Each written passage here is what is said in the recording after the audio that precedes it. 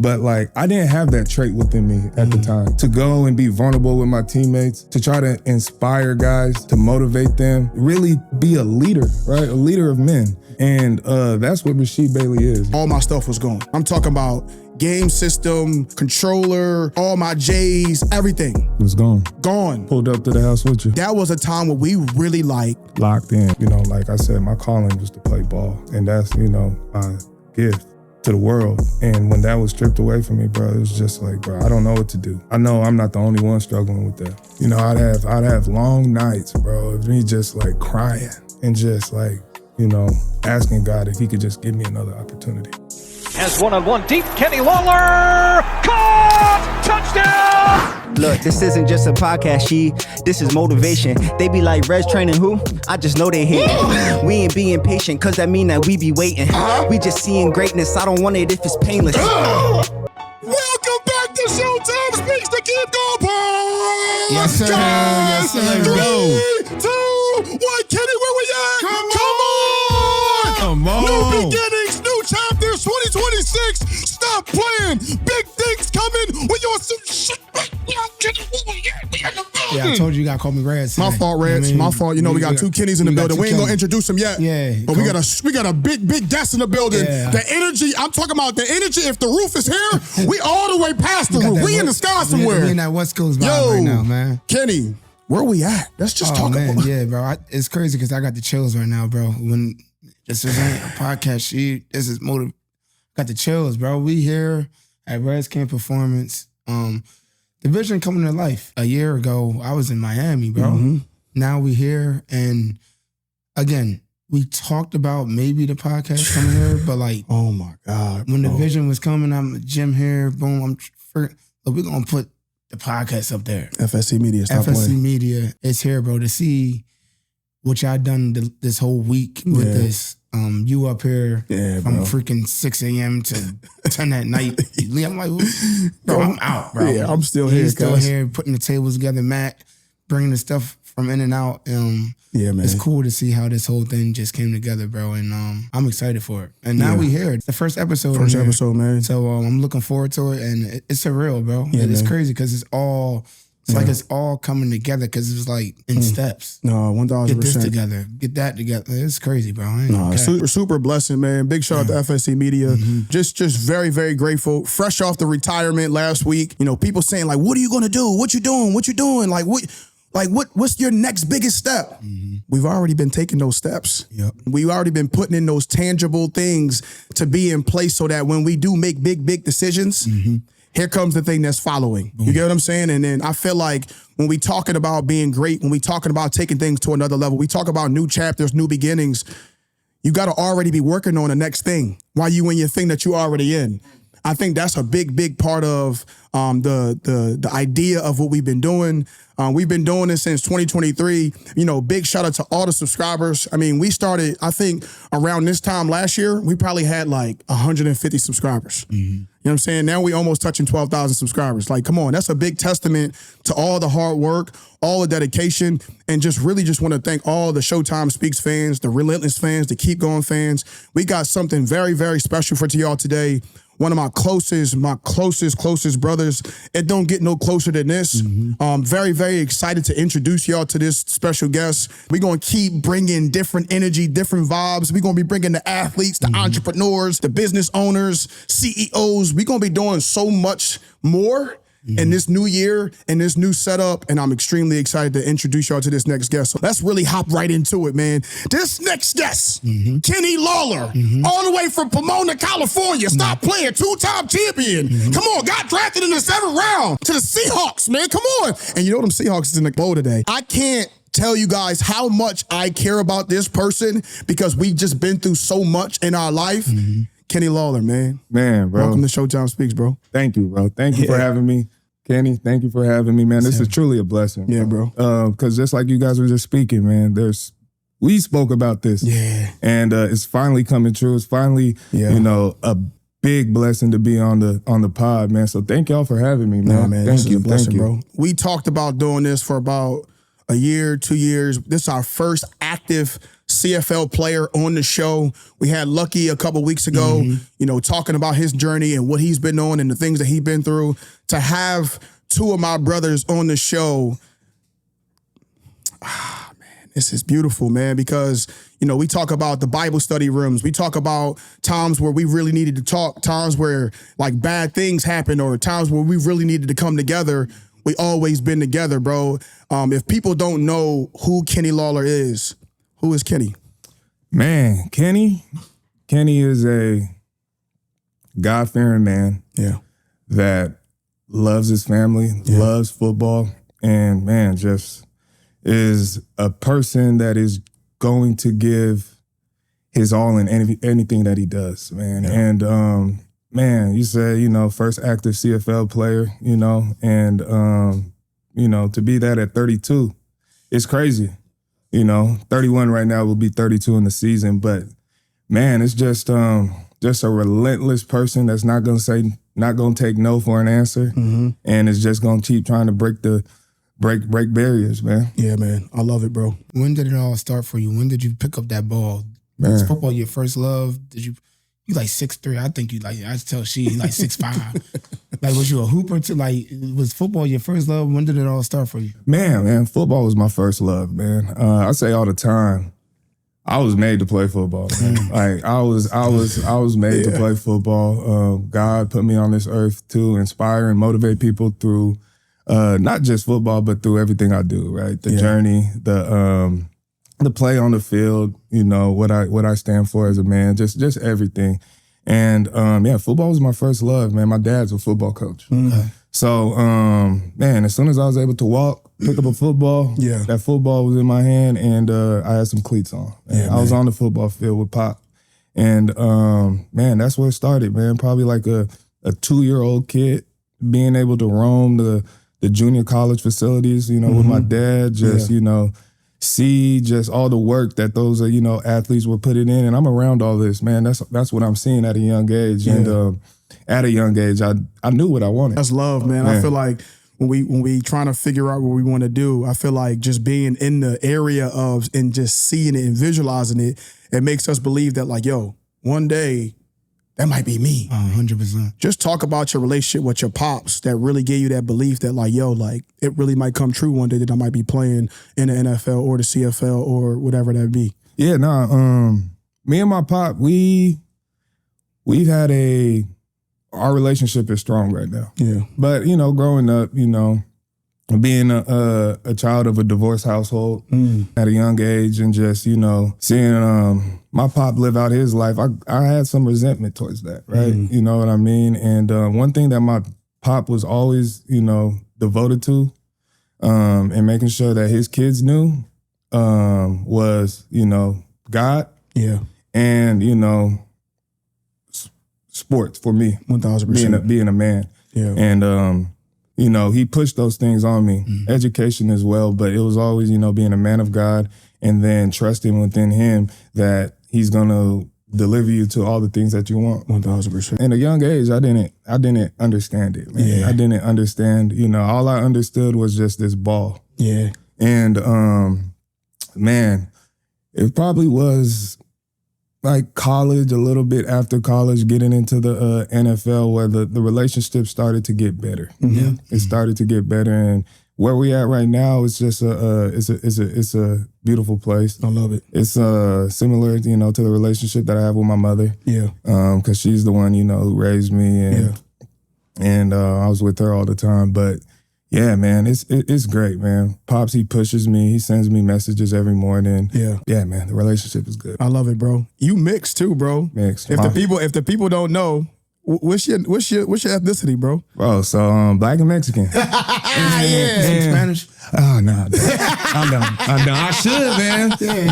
Being from Southern California, because we got a lot of Mexicans. Yeah, as you guys know, yo, man. talk about that. Yo, talk about growing up in Pomona, yo. Like, I know we used to be in the locker room, and you used to be like, bro. I saw it earlier. Yo, you get what I'm saying? He got that. You know what I mean? And it's like West Coast, man. Like, bro, when I first met you, LA for real. it just like, I only seen like people from the West Coast on the movies. I'm watching Boys in the Hood. I'm watching all these shows. And I just always fell in love with that culture, that energy, that vibe. Just talk about growing up in Southern California, man, and just like the vibes and the energy, bro. Oh, man, it was good, man. Growing up in Pomona, California, the Inland Empire, about 45 minutes to an hour away from LA.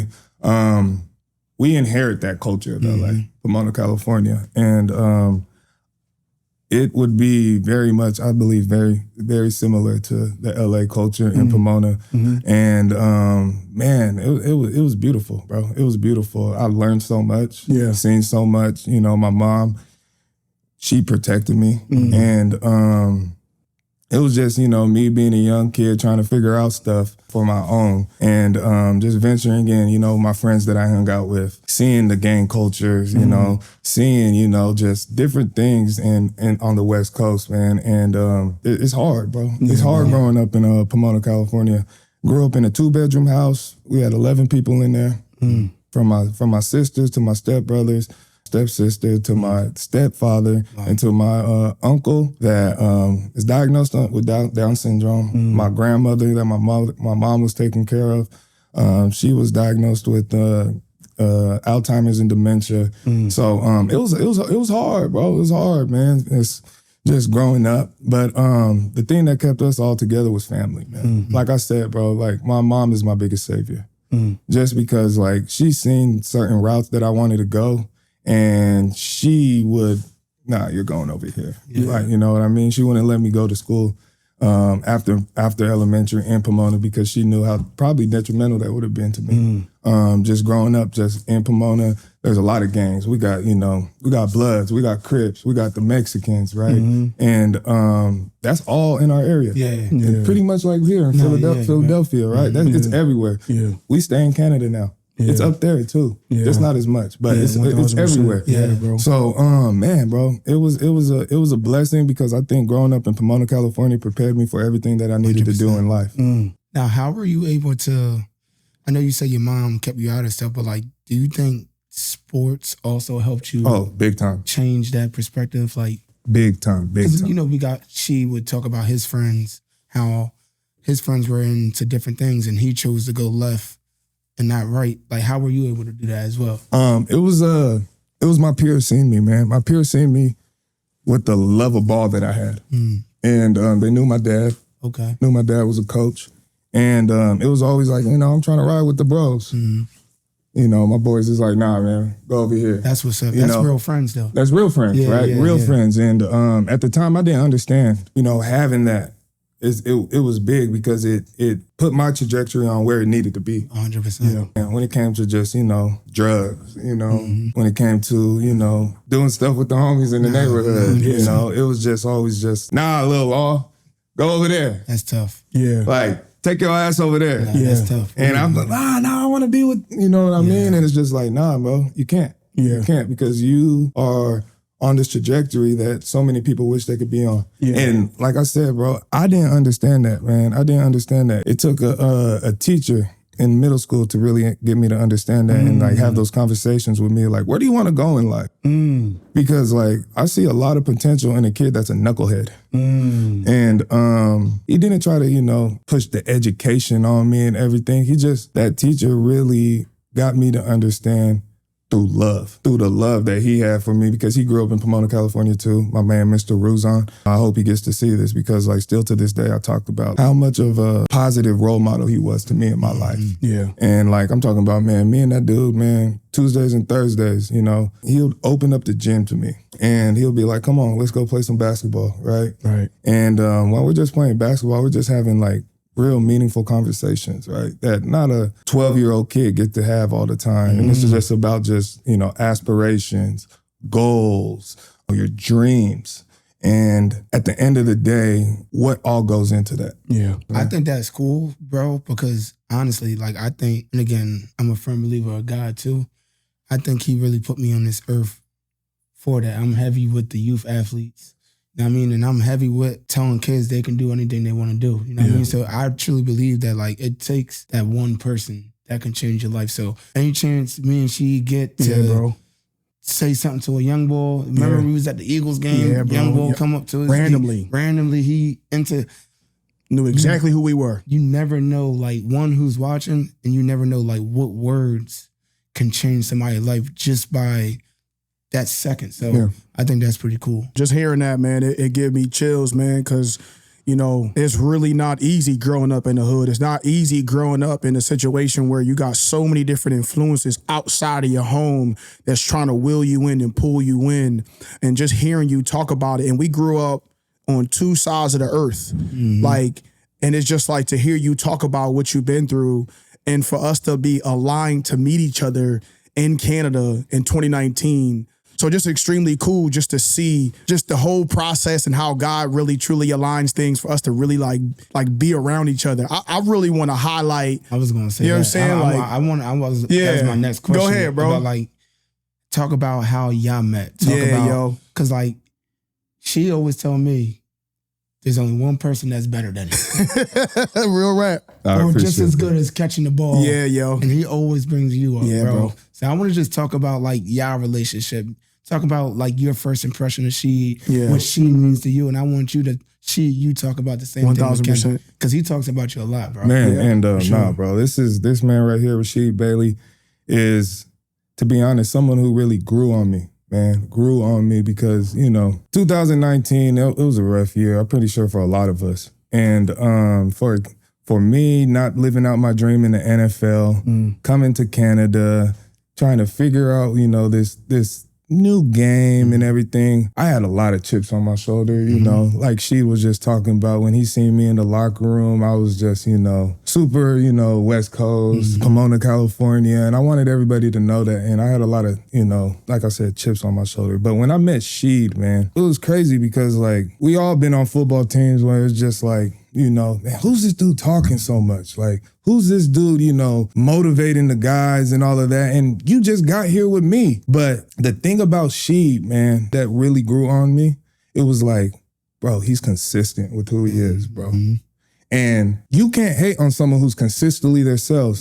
24 hours out the day, 7 days a week, man. It ain't just one day. It's not just one day. It's not when the coaches is around. It's when we're chilling in our dorm room, having these conversations, you know, opening up with each other, being vulnerable. And I remember one time we were in the dorm room and I really had a real conversation with Rasheed, man. It was just about life. Yeah, bro. And we was just chilling there, chopping it up. And I'm like, man, this dude is very similar to me, bro. He's a dude that has all the chips on his shoulders too, that has so much to prove to, you know, the world, to the coaches, to, you know, just everything. And I admire that about him, man. Cause, man, bro, like I said, bro, like, you're a brother, bro. No, real life. I love you to death, man. Real life. And, you know, man, this game of football really brought us together. No, 1,000%. And like one thing that, you know, a person that could turn haters into lovers and friends, fans, that's a powerful person, man. And I'm not trying to say I was hating at the beginning, but like I didn't have that trait within me at the time.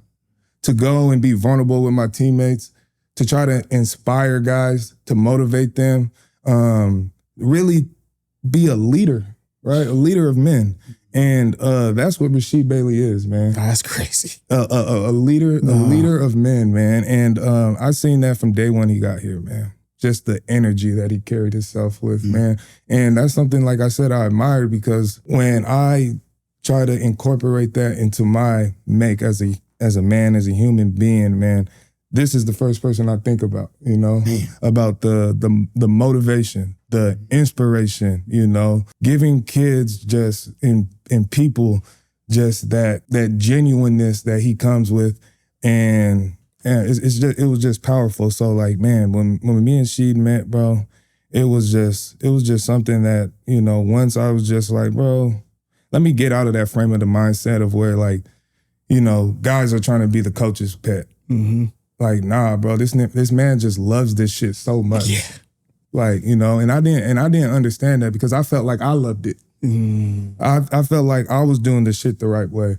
And then to see she just, you know, come in early, you know, and just, you know, be all about his work, you know what I mean? Never really trying to put anybody down. to come to his rise and to where he was at in the CFL. It was just, it was a beautiful thing, man. And those are the people you want to hold on dearly to, close to, because, man, like, this game, we find brothers. And She, brother, you're my brother, man. No, real life, bro. I love everything that you're doing, bro. Yeah, bro, I appreciate it. Bro, retiring, I know that was a big thing for you, brother. Yeah, but like, man. Man, I know one of these days I'm gonna have to do it, man. And you give me the strength to, accept that.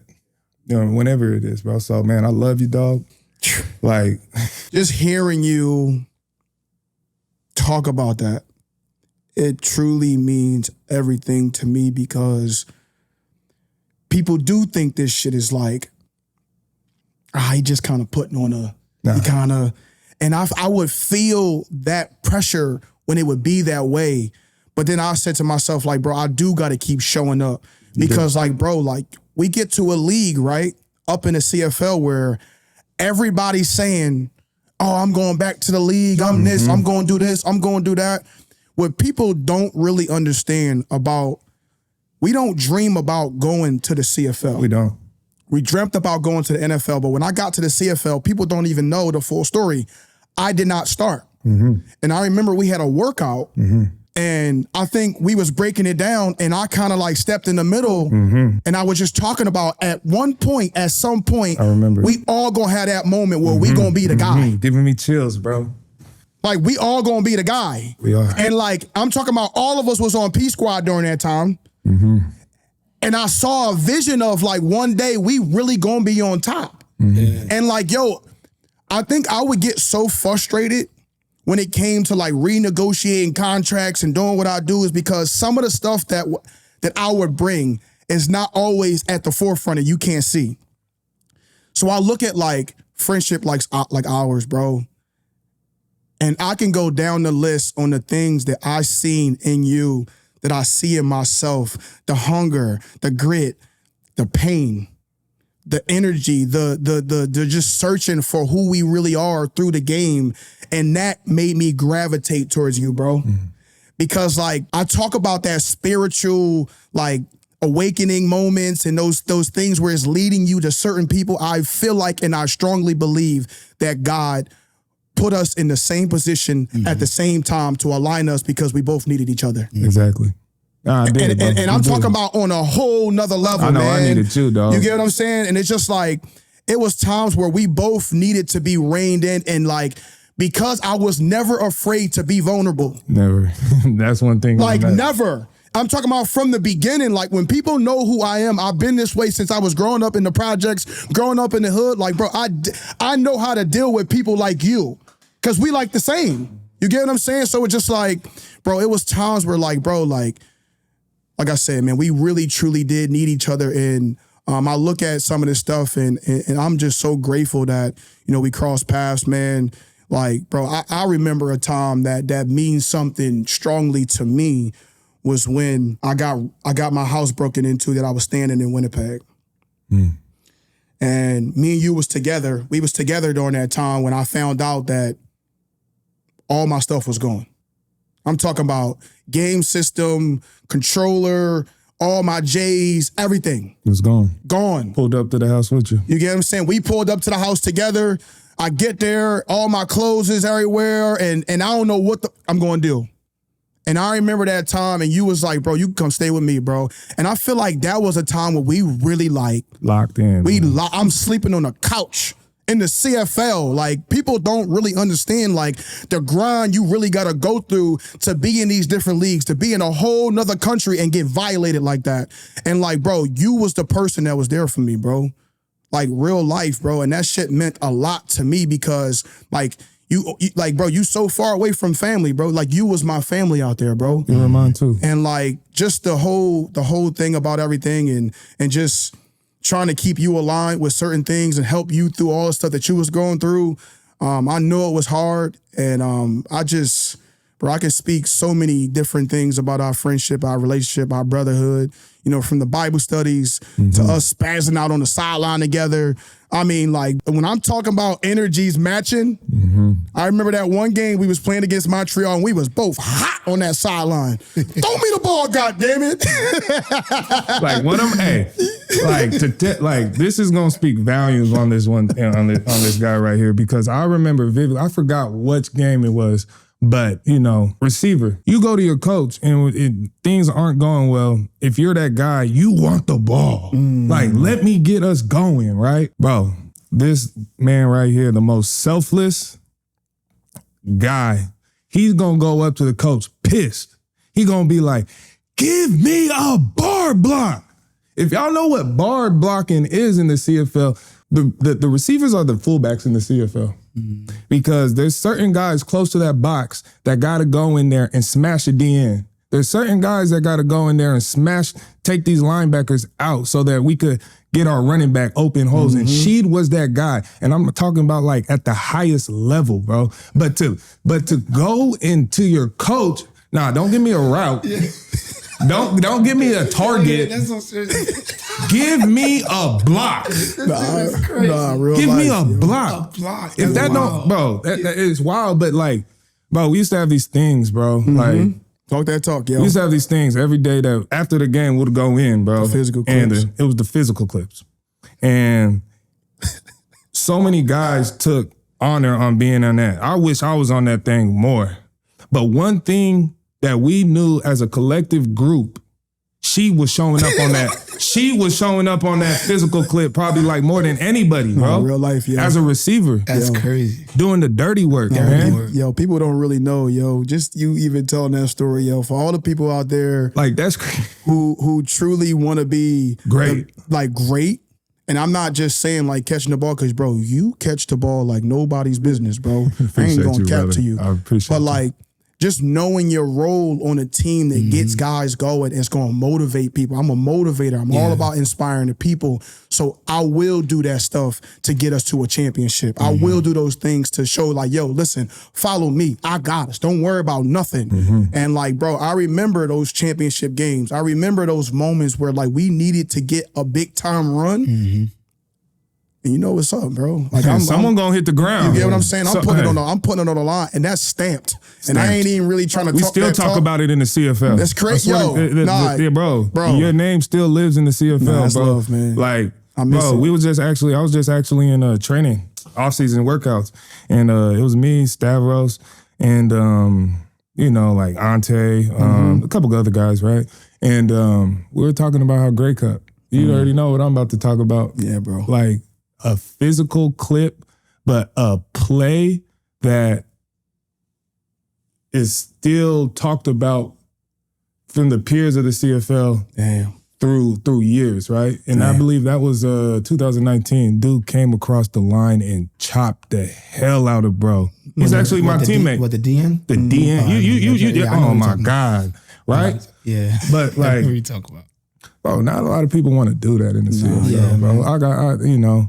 I didn't want to do that in the CFL, but when I seen him doing it, it was just like, I gotta step my game up. Yeah. Like, you know what I mean? Like the pride that he took in so much stuff, bro. It was just like, I needed you, bro, because like I got to see firsthand what a professional is supposed to be like, right? And it's not just catching. Yeah, bro. It's not just, running a route, but it's about being so selfless that you're willing to give your body up for your teammates.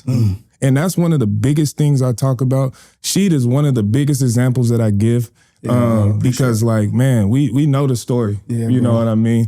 And, I'm definitely going to miss it, man. I know, but it's definitely hard to try to, move on. And I'm going to keep your name alive, dog. I appreciate it, But bro. hearing stuff like this though, bro, like, and I always said to Sheed, like, what else more you got to prove? I said that to you the other day. I mean, what else more you got to prove? Like, this he was is in the like, league longer than me. You know what I'm saying? you know what I mean? He was in the league, bro. Real rap. Like was, that bro. speaks volume, bro. 1%. Yeah. You know what I mean? Crazy, man. But I do want to touch on this though, since both of y'all here. Like, I want you to just talk about the CFL in general. Like, just give your perspective on, because like y'all both, it was lead or die. You know what I mean? So I just want to hear your perspective and just tell young athletes about the CFL and just give your perspective on it. Well, CFL is the second best league in the world. Yep.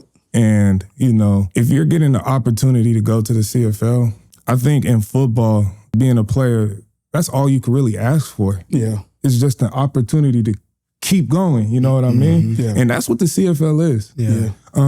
It's an opportunity to go and show your worth. You know, it's an opportunity to go and get back to the league. It's an opportunity for me to continue to play football at the age of 31. Not many people are still doing that because we know it's 3 years, right? 3 years is the average career. Yeah. So like, bro, the CFL is beautiful. The CFL really brought me back.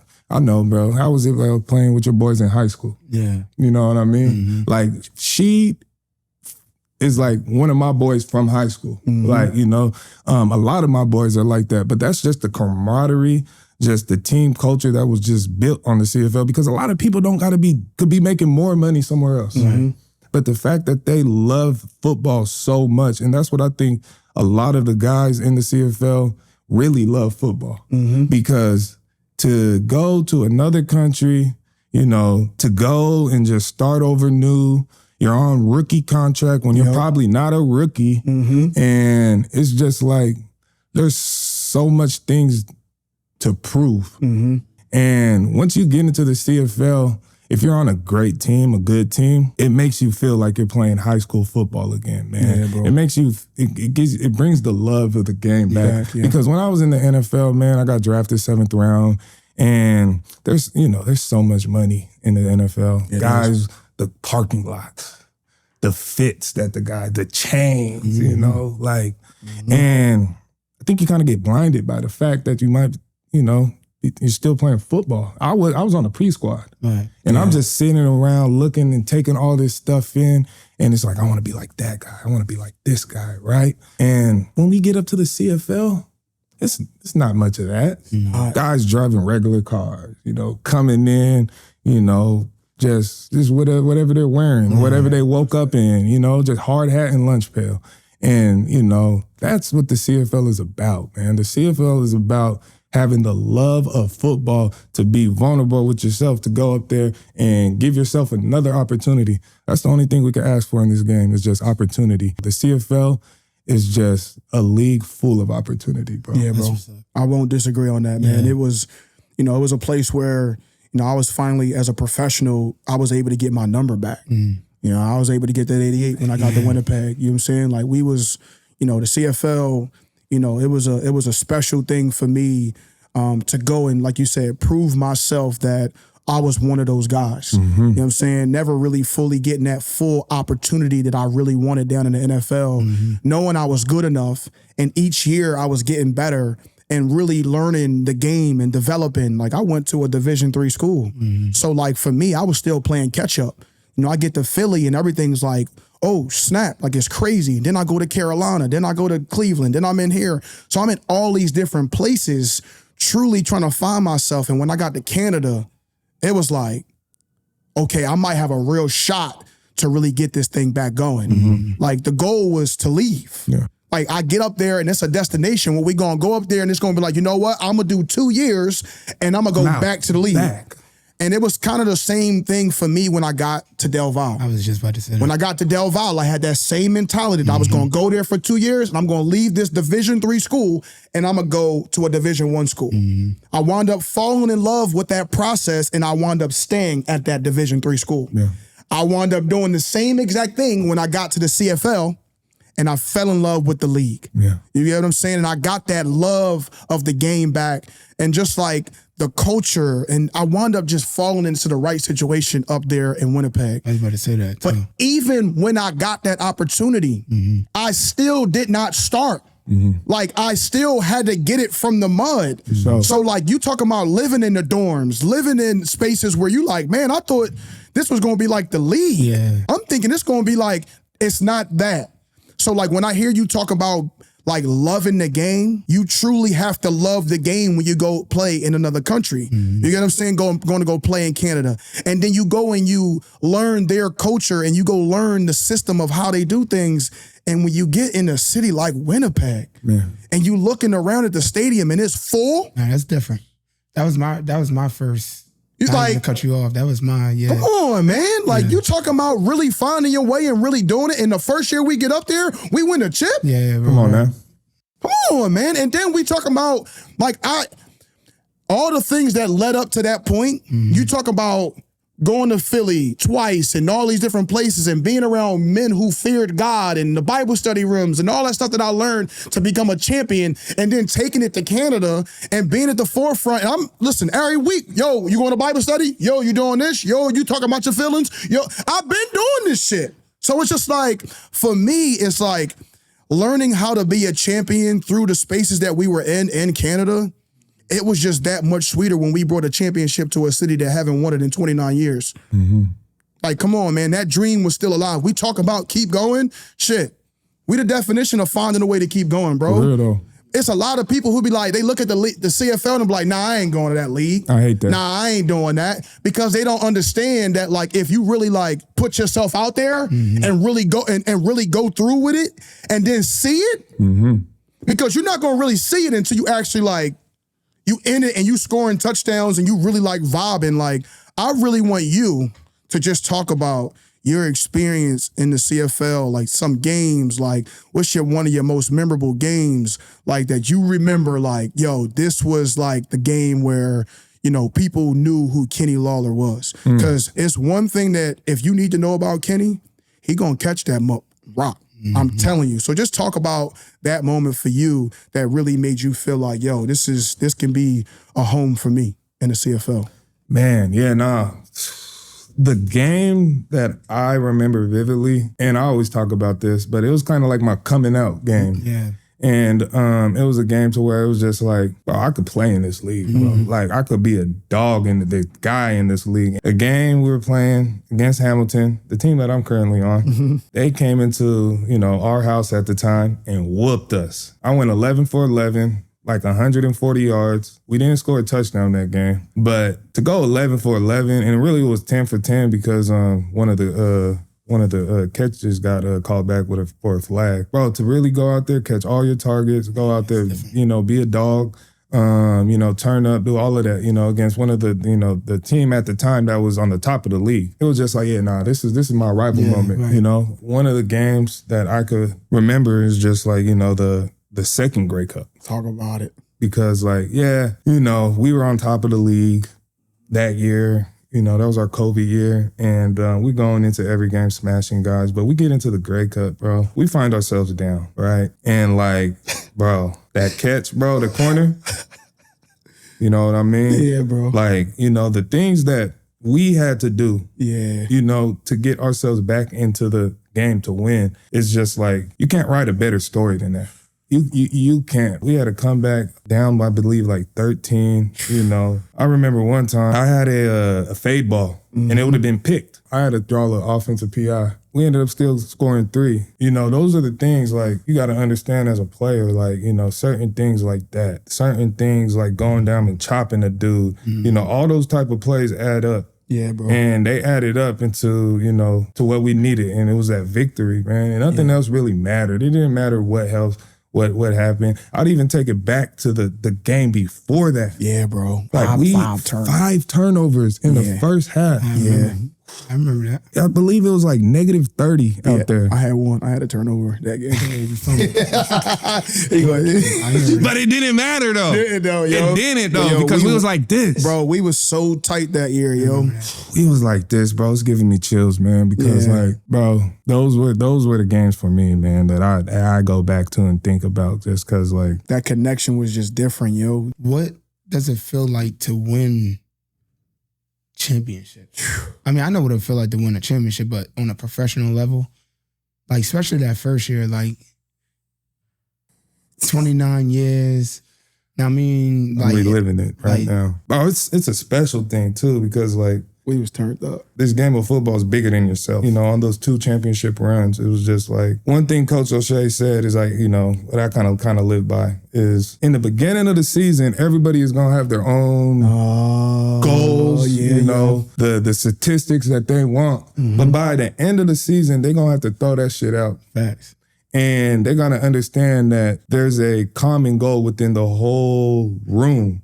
And that has to be the goal. It can't be, oh, I want to be a 1,000-yard receiver. It can't be just whatever personal goals that you want. Because at the end of the day, when we achieve that number one goal, everybody gets what they want. Yeah, bro. And the thing about winning, I believe, championships at a high level is the team has to be 100% selfless. T. Smith was saying that too. It's so hard, man, because everybody do got that ego. They got that pride.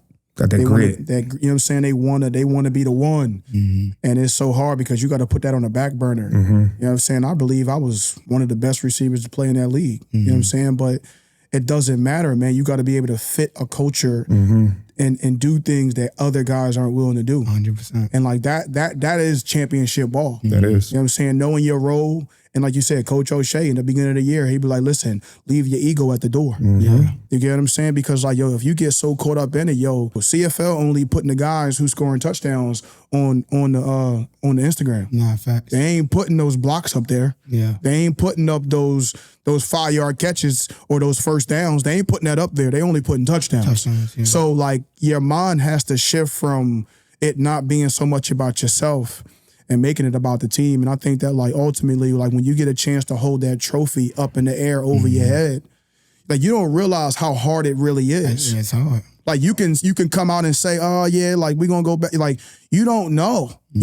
Some guys never win a championship as a pro. You know what I'm saying? Even in their careers. And we got 2 of them. You know what I'm saying? You went to 4. Went to 4. Yeah. Went to 4. And I look back at the ones that we lost, and I feel like those were the ones where we weren't really as connected in those first 2. You get what I'm saying? And it was just like, it was a lot of stuff that went into place that, you know, that everybody's got to be on the same page, man. Like it's so selfless. It's so detail oriented. It's so, it's a lot, yo. Yeah. But you can't be the hero. You can't be the hero, man. You always got to wait for your turn. You got to wait for that play. And I remember back in the second Grey Cup where I had 2 of the biggest plays of my career, 2 of the best catches of my career, and I'm on the ground. Like that, I feel like the crazy part about that story is Simone smacked me right before halftime. I went to go block him, right? That. And he had my head like this, right? I remember. And when I tell you, I was so hot. I remember. I was cussing everybody out in the locker room. I remember that. And I'm in there, and this is where it goes back to him saying, yo, I want to block some. Yo, I was in at halftime. I need to block somebody right now. Like, I need to go do this right now because I want to go set the tempo. Yeah. I remember we came out second half. Bro, I had a block, and I'm telling you, I met the DN, and he tried to get lower than me, and I smacked him. The whole thing was, and we only got 2-3 yards on that play, but it was the tone setter for the second half, and it was like, everybody from that point on, when you go to the sideline and you go watch God, oh my, did you just see, she went on the, and it just like, from that moment, it was just like, it's those small things, those small moments that amount to the big moments, and we was able to be crowned for the second time. I want you to talk about, you know, you shifting from, you know, you get drafted to the Seahawks. I want to take it back to that for a second. I really want to talk about what was it like to hear your name called and get that phone call to get drafted in the 7th round to the Seattle Seahawks. Yeah, I'm going to paint the whole picture, man. It's funny, too, because, you know, Jared Goff, my quarterback, he leaves. He's going to be the potential first round of number 1 pick. I'm thinking like, man, my quarterback going, I just caught all these touchdowns for him. I'm going to go. I didn't have the first round tag, but when I put my grade in, it was like 3rd round. So now, you know, did the combine, did the pro day, and now it's, you know, the draft day, right? Funny story. You was at the combine? Yeah, yes, sir. Yes, sir. Heavy. And it's funny because I had my draft party on day 2. Yeah. And, you know, there's days within the draft. You got the first round, that's day 1. And you got the, you know, second round, that's day 2, that's 2nd to the 5th. And then 5th to the 7th on day 3. I was a day 3 draft pick to have a party, all my family at, you know, thinking I'm gonna hear my name. It was discouraging, man, because I had all my family, and you know, I think it was at the beginning or I think it was at the end. You know, it's just like, you know, I just want everybody to have fun. We were in San Clemente, got rented this big old beach house out on the cliffside, fire, right? Yeah, I told my family, you know, if you don't hear my name, don't worry, you know, all that. And sure enough, we didn't hear my name day 2, right? So now all the family leaves. It's day 3, I'm waking up. You know, go straight to the TV, right? I'm getting all types of phone calls now. And didn't receive one during day 2, but day 3 receiving all the phone. Hey, Kenny, we're going to get you. We're going to get you. I remember the Saints hitting me up. Yeah, get ready. We're going to get you. Da-da-da-da, this and that. Don't get my name called. So many people hitting me up. We had like Cardinals, Rams. You're getting so hyped up because they're talking about they're thinking of you and this and that. And you go onto the television and you see another player drafted. So by the time the 6th round, bro, I'm like, man, screw this, right? I'm seeing guys drafted. I ain't ever heard of them or anything, and have better statistics than them and all of that. I just leave the TV. Leave it. I'm upstairs. I'm mad. My wife is with me, and, just my mom is calling me and stuff like that, continuing to get these phone calls. Now the phone calls have shifted. Think about us in priority free agency because you get to pick your team, right? Yeah. I'm just like, bro, like what the heck? So it's about like 10 picks away from the draft being over. And I'm like, yo, like who the heck is calling me just to tell me to think about them? I pick up the phone call. It's John Schneider from the Seahawks. And I'm like, hey, how you doing? This is Kenny. He's like, hey, Kenny, how's it going? This is John Schneider. I'm like, oh, it's going good. It's going good, John. I don't really want to talk about how it's going because it don't really matter. Yeah. He was like, yeah, that's good. I know it's probably a tough one for you, but I just want you to know, get ready because we're going to be drafting you right now in the 7th round. And bruh, nah, bro, tears. Yeah. Tears, bro. Yeah. Tears, man, because that's the dream. Yeah, bro. That's the dream. I didn't care if it was 7th round, 1st round. Right. The dream was to get, make it. And, man, I felt like I made it. Yeah. Felt like I made it. Bro. I did. But that's not where the journey stops, though.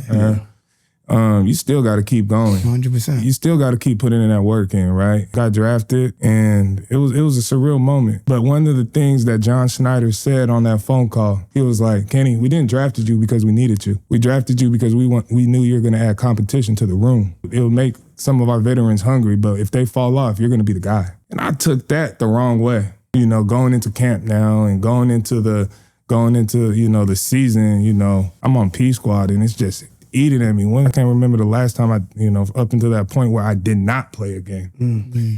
And, it was just eating at me. It took away from my hunger, my grind. I just fell off. I fell off. And that's kind of like that's like my story of the NFL, man. It was just like me personally, I didn't have the mental toughness to go in and really try to take a grown man's job because, I got drafted. It should be given to me. And I'll go off in one practice and be like, had the mindset of, that's all y'all get this week till y'all play me. Being drafted was a blessing. It definitely was. And, only 250-something people, 60-something people could say they got drafted. And, I'm blessed to be able to do that. And that's a little bit about how the story went when I got drafted. It was a surreal moment, man. It's just, thank God, man, because... you made it. Made it. Well, right now, everybody can say they got drafted. You know what I mean? And it was just basically, it was a surreal moment. Learning lesson, Now, knowing that, right? You said, it was there. You felt entitled, basically. Felt entitled. Felt entitled. When you came to the CFL, did you learn that lesson from there? All right, I'm going to give it my all. Yeah, nah, bro. I did, man. I did. One thing I could remember saying when I'm going up to the CFL, it was like... Because you got there during roster expansion. I got there in roster expansion, but it was crazy. I started my CFL career 3 months before that, and that was in BC. And I'm in BC, training camp, I'm killing it, right? But then I tore my hammy, right? I had to go rehab and everything. I felt like I should have been up there and all of that, but I'm just rehabbing. But one of the things that I said to myself before going up to Winnipeg in the player expansion was, I'm going to give it my all. You know what I mean? I'm not going to be in the same mindset as I was in Seattle. I'm going to go up there, I'm going to kill it. All or nothing. All or nothing. Mm-hmm. I'm going to go up there and that, I went up there on a partially rehabbed hammy. And, bro, player expansion, you've seen it. What are we doing all day after practices? One-on-ones. And you're probably taking 20 reps. They're just trying to evaluate you, right? Being back into the CFL, it just really, it just brought that love back out. Felt like I could be myself. Yeah. I felt like I could be myself and play football. The organization that I was with liked that. Yeah. They liked the person that I was, you know what I mean? And wanted to work with me, see me grow as a person. Going back up to the CFL was just it was all or nothing. Yeah, bro. Because like prior to that, I'm working in factories, but now I'm just like, bro, this ain't me. Yeah. Like literally like walked out the factory in the middle of my shift and was just like, nah, bro, I'm done. Next day I went, I'm back in the gym, getting it in. It was a redefining moment for me. Yeah. And when I was just transitioning my mindset. Yeah. Like I said, I needed the CFL. The journey crazy. The journey really crazy because the journey crazy. Bro, man. on that journey, Kenny Lawler reset the market in the CFL, signing one of the biggest contracts as a receiver Man, let me hold something. in the league. Y'all got the chains on, man. Cozy Jeweler, stop playing, Hey, stop come on playing. now, come on we gotta now. set him up. Hey, Cozy, I know you be watching the shows. bro, right. He need a chain. Hey, I'm going. But listen, that's heavy though. Kenny reset the market in Canada as a receiver, one of the highest paid receivers. Was it non-QB during that time? So you talk about Seattle, you talk about your upbringing, you talk about not fully making it, feeling entitled when you was in Seattle, getting drafted in the 7th round, going to BC, tearing your hamstring, coming to Winnipeg, going through the expansion, coming back that next year, finally, wasn't even starting at first, but then wound up taking it and then went on to be one of the highest paid receivers in the league. Talk about that feeling, talk about how that was done, and talk about how it made you feel. How it made me feel, it was an honor. Yeah. Because like one thing I do, and going into, the free agency is whatever, I never tell my agent what number I want. And, he just goes out and gets it. It's crazy. It's crazy. It was an honor, bro, to be able to do that and to reset the market for now. We see receivers throughout the league being able to get close to that. Right now, we got Keon Hatcher at 320. Yeah. You know what I mean? Yeah. But to be the one that, started that, Yeah, that's tough. it's not, it's huge. It's history, it's an man. honor, bro. I played a game for bigger reasons than myself.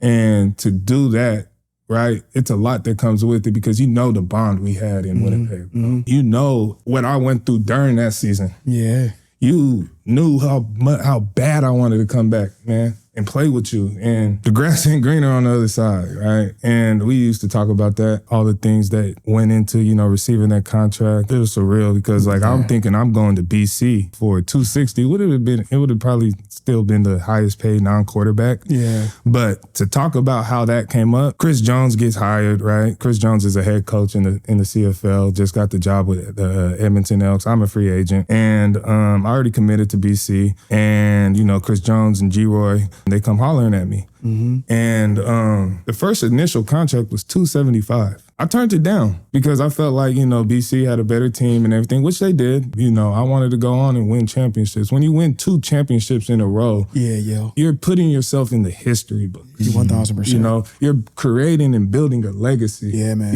And I really believe the legacy don't come with the money. The legacy comes with what you do on the field, and really not on the field, but your legacy is what your teammates say about you and how they feel about you. One of my biggest things coming into that Edmonton locker room was being the highest paid non-quarterback in the CFL, coming into the locker room where people are making 75, 90,000, maybe even touching 100, and I'm touching 300. They called me 300, Mr. 300, when I got in there, right?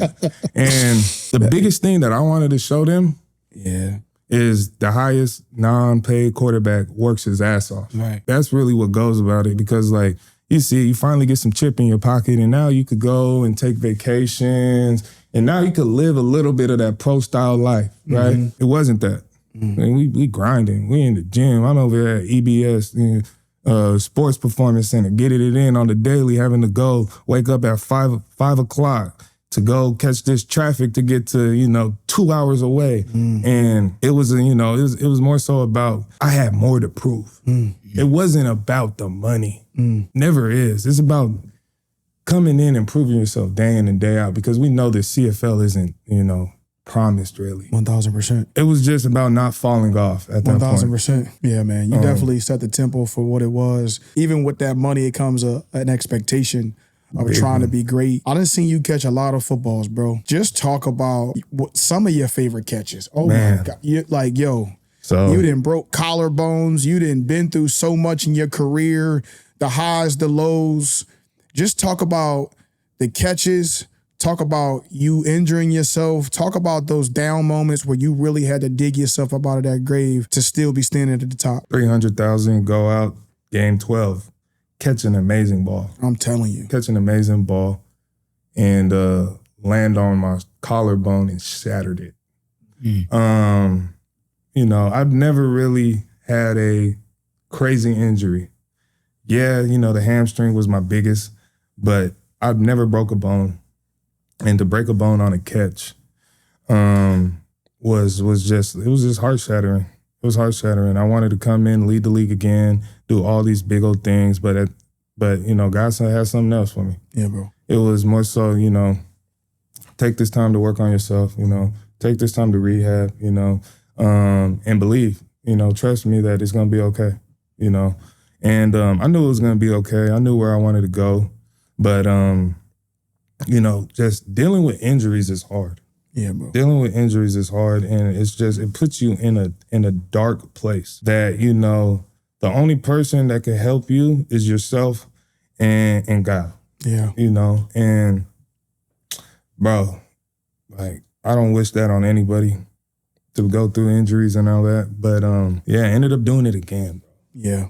Doing it again. My first catch of 2024 season. Yeah. You always talk about setting the tone, man. And I catch like this little flat route, and I see a DB. You know, I'm trying to set the tone. We're on our sideline, and I'm going in catching this flat. I don't try to juke the dude. I ain't never been a juker. Like, you know, like I throw a stiff arm out there. I did. How you get in that Debo bag? Yeah, I can get that bag. Like, you feel me? I know you got it. I got that strong stiff arm. Come on now. Hey, I know. That's stamped. Yeah, I try to go in and crush this dude, run his ass over on our sideline. Get the team going. Get the team going. Going in there. Broke my forearm. Yep. Another dark place now, because now I'm not going to be able to play football for about 8 weeks. And I'm on contract season. Yeah. To have to like have that mental toughness, you know, have to lean on something other than the game to get yourself out of that. That's what you got to do. To talk about the catches, man, one of my favorite catches was 2021 playing Saskatchewan in the West Final, and we run Fido. We run Fido. Yeah. And you know, it's basically like a seam bender, right? Bender, yep. And you know, we're driving. It's like not much is happening. We just turned over the ball probably like 4 or 5 times before this. And I can remember this catch because like this catch I think set us up for our first score. It did. It was like the wind was crazy. Like if you don't know about the Canadian game, the wind affects so much. Yep. Throw the ball, it's like all the way back here. Bro, somehow I ended up going in there, negative 30 degrees Celsius. The wind moving like 30 miles an hour, and I gotta catch this ball like this while getting smacked. Yeah. The reason why that's one of my most favorite catches, because like I think that helped us get to where we needed to be in that game. It gave us a little bit of momentum. After that, Darvin goes out and makes an unbelievable catch. That's why I think it's just so one of my favorite catches, because like the spirit, the energy that, you know, came from after that, I felt like, you know, that was just like a game-changing play for like a 20-yard catch. You know, now you're in a whole different space now. You're in Hamilton, the Hammer City, making that shift, and now being in Hamilton now. Just talk about the shift of culture, the shift of the energy, coming off of a career season. Yeah. Was that 1,400 yards? How many touchdowns you had this year? 14. Yeah, 14 touchdowns. That's the highest. You definitely was in your bag this year. Wow, the energy and the vibes was great since day one, bro. Yeah. The culture that they had in there was great, man. My dog, Ted, man, R.I.P. Ted Govia was the GM. Yeah. And was only able to be the GM for about, you know, short stint. Short time. One thing he told me was just like, you ain't gonna have to worry about anything. You know, I was kind of like scared of making that leap because like I wanted to be in Winnipeg. Like I told the organization, like I lived there throughout the year. Yeah. And, you know, there was nothing like at that time I was bleeding blue and gold. Yeah. So to have to make that step to go to another organization, it was the biggest leap of faith. When I get there, you know, Ted, he's going to be like, we talked about it. The grass ain't always greener on the other side. Yeah. Experienced it once. He was like, you ain't got to worry about that again. because this team is going to be great. We're putting together the pieces and the guys that was already on the team. One of the things I said to myself is, I ain't trying to make this shit like Winnipeg. Yeah. I'm coming into a locker room where guys have culture already, you know, established. I'm more so coming in as a leader, but, you know, I want to also follow the leaders around. And the energy, as soon as I stepped in day one, was all about work, bro. Yeah. It was all about grinding together. The coaching staff is great over there. It was just basically an extension of what I just previously experienced. Yeah. And as football players, you know how powerful it was being in the locker room when it's just the team culture is at a high. 1,000%. And, you know, you're out there winning games and you're having fun.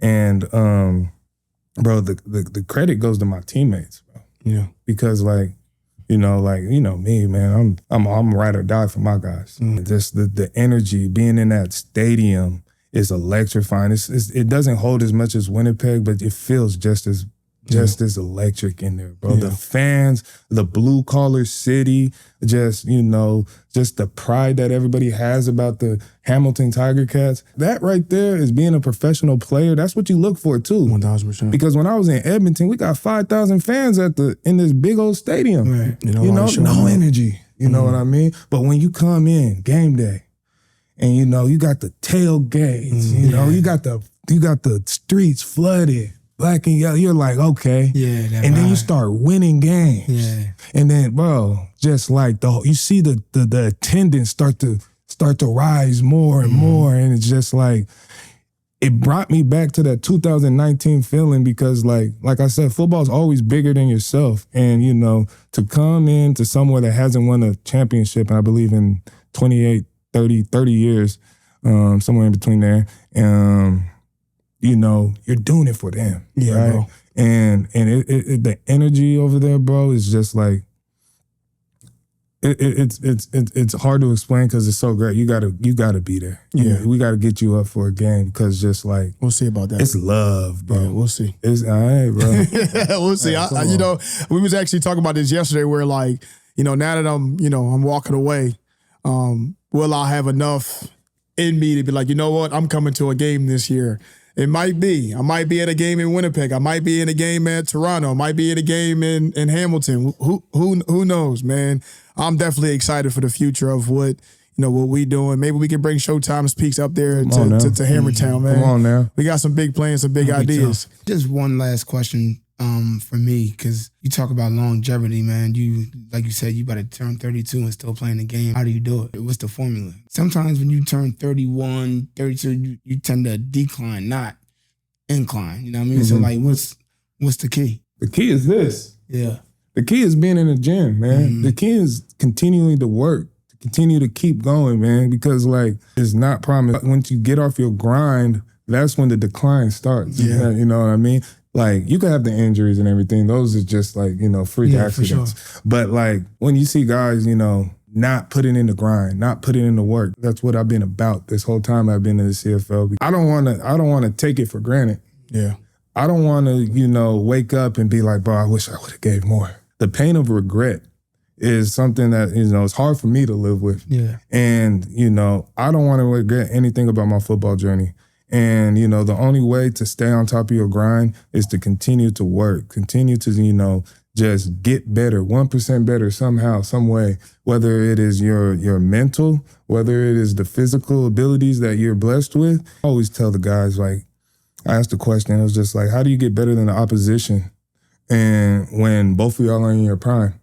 And it's like, we've always been told the game is 90% mental, 10% physical.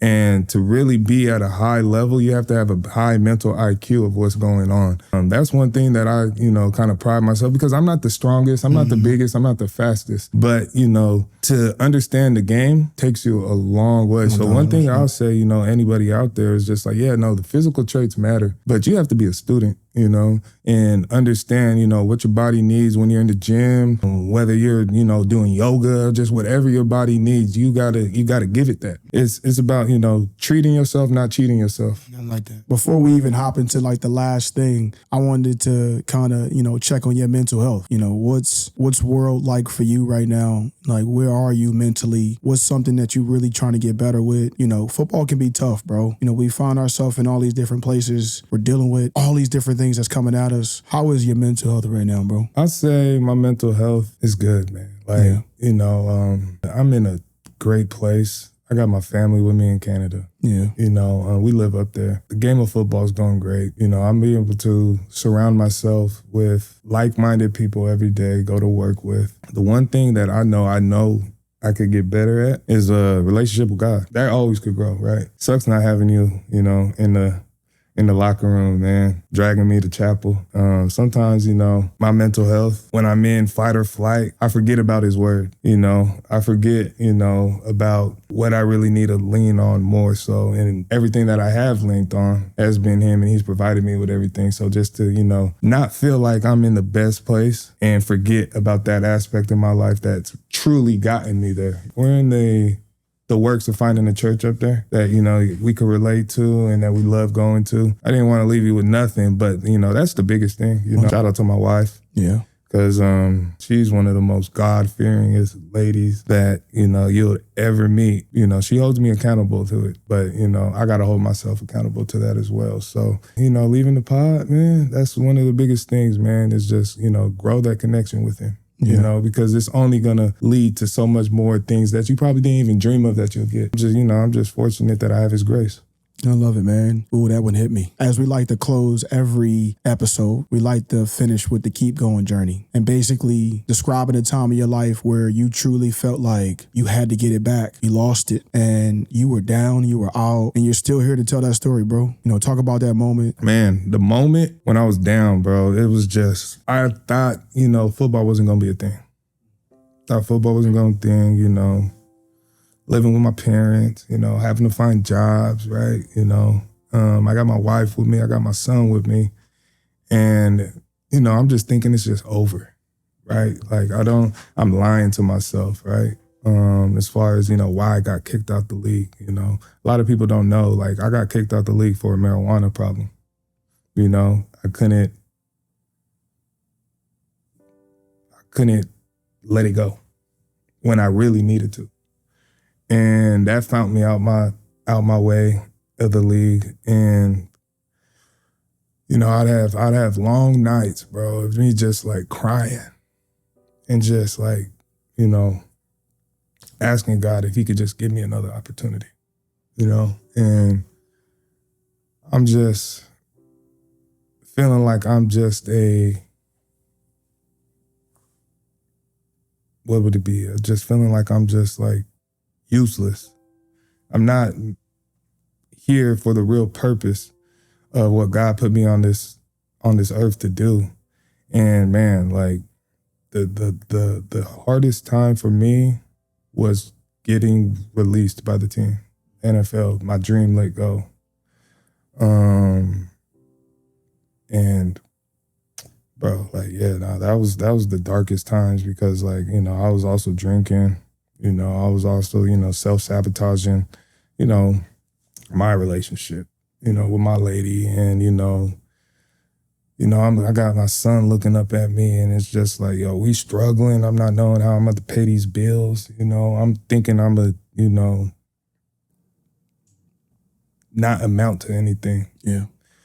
And, bro, in the house, I'm trapping myself in the house. I'm not trying to leave.